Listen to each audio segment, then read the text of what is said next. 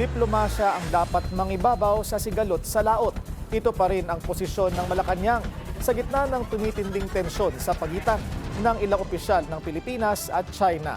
For the second time naman, spotted ulit si FL Lisa Araneta Marcos with the Chinese ambassador. Narito ang agenda report ni Ivy Reyes.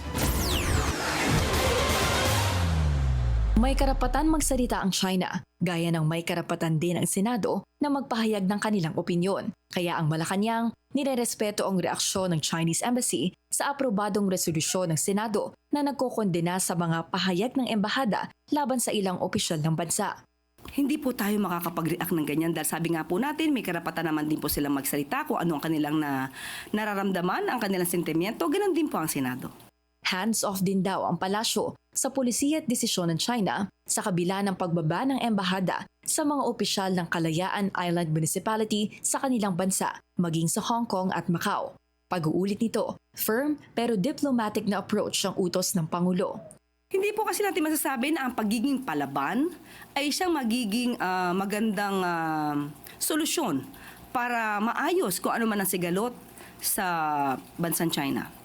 So kung sila man ay palaban, meron naman po tayong paraan na legal, diplomatic, na pwedeng makapag-ayos ng anumang issue.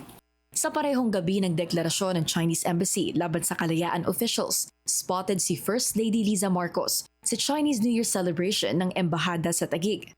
How can China-Philippines relations stabilize as soon as possible and continue moving forward?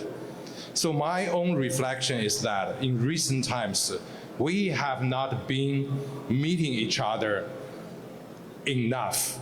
Ito ang pangalawang beses na spotted sa parehong events si FL at Chinese Ambassador Jing Chuan. Una nang sinabi ng Malacanang na ang social interactions ng unang ginang ay hindi refleksyon ng official diplomatic correspondence ng gobyerno, lalo na sa usapin ng West Philippine Sea. Para sa agenda, Ivy Reyes, Billionaire News Channel. Manatiling nakatutok sa Billionaire News Channel. Sumubaybay sa aming social media accounts at mag-subscribe sa aming YouTube channel para sa mga eksklusibong balita at storya.